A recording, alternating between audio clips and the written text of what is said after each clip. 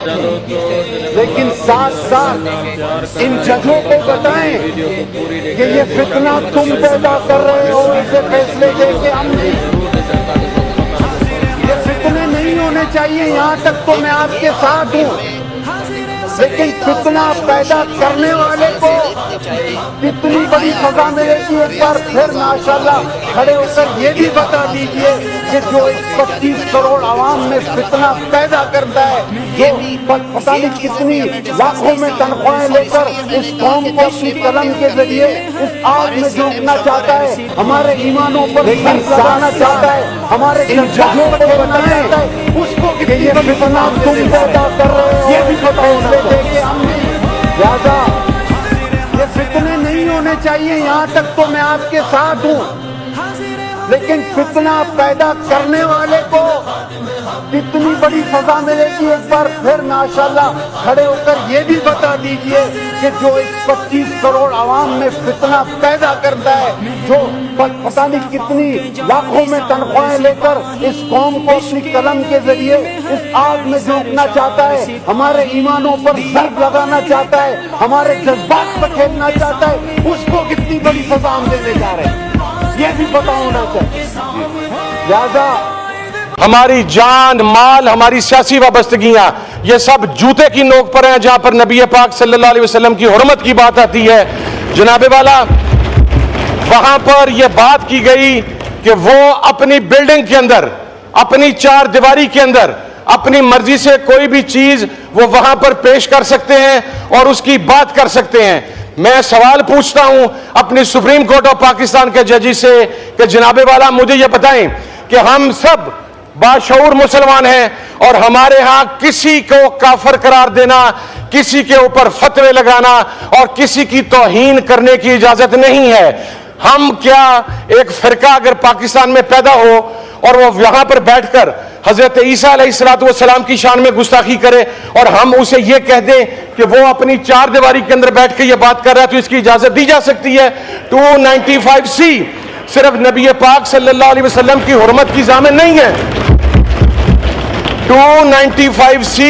صرف نبی پاک صلی اللہ علیہ وسلم کی حرمت کی ضامن نہیں ہے یا اس کو تحفظ نہیں دیتی، بلکہ 295C 1,24,000 کم و بیش انبیاء و مرسلین میں سے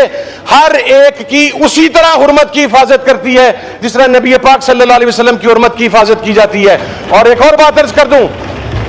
کہ یہ نبی کی حرمت کی جو بات ہے، ہم نبی کی حرمت کے محافظ ہو ہی نہیں سکتے، ہماری اوقات اتنی نہیں ہے، ہماری جرأت اتنی نہیں ہے، اس لیے کہ اللہ رب العزت نے اپنے نبی کی حفاظت، اس کی حرمت کی حفاظت کی ذمہ داری خود اپنے ذمہ لی ہے۔ ہم تو اپنی آخرت بچانے کے لیے اور اپنی قبر کے لیے نبی کی حرمت کی بات کرتے ہیں۔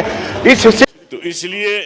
جج صاحب خان کی اس قسم کی رائے کو میں جوتے کی نوک پہ رکھتا ہوں اور میں کہتا ہوں کہ آج ہی قرارداد مذمت پاس ہونی چاہیے کہ آئندہ کسی کو ہمت اور جرأت نہ ہو۔ اور میں یہ بھی بتانا چاہتا ہوں اسپیکر صاحب، میں ذمہ داری سے بتانا چاہتا ہوں، میں کسی کو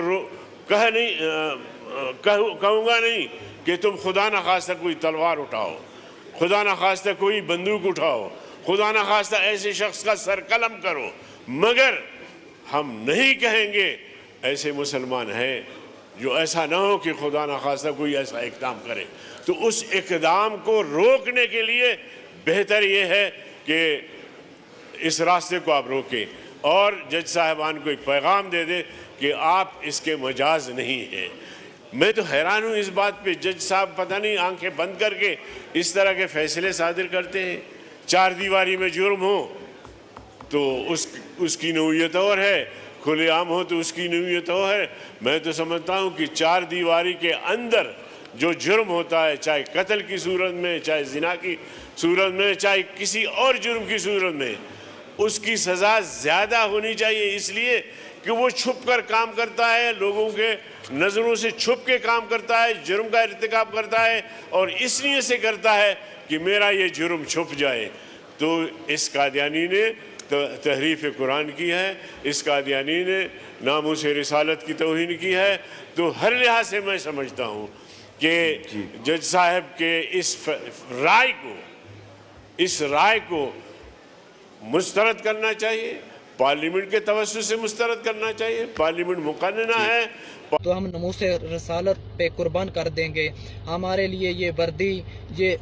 जो भी ये परचम और जो भी हमारी शान शौकत है वो रसूलुल्लाह सल्लल्लाहु अलैहि वसल्लम की इज़्ज़त के लिए है, नमूस के लिए है। तो मैं तमाम के तमाम आशिकान रसूल को कहता हूँ वो मैदान अमल में आए, रसूलुल्लाह सल्लल्लाहु अलैहि वसल्लम की इज़्ज़त पे पहरा दें। लब्बैक लब्बैक लब्बैक या रसूलुल्लाह सल्लल्लाहु अलैहि वसल्लम, ताजदार ख़त्म नबूवत जिंदाबाद जिंदाबाद। मन सब्बा नबिय्यन फक़्तुलूहु, मन सब्बा नबिय्यन फक़्तुलूहु। खत्म नबूवत के मुनकिर को मुस्लिम क्यों तस्लीम करे, दस्तूरे कुरान के बागी से कैसे तफहीम करे, दस्तूरे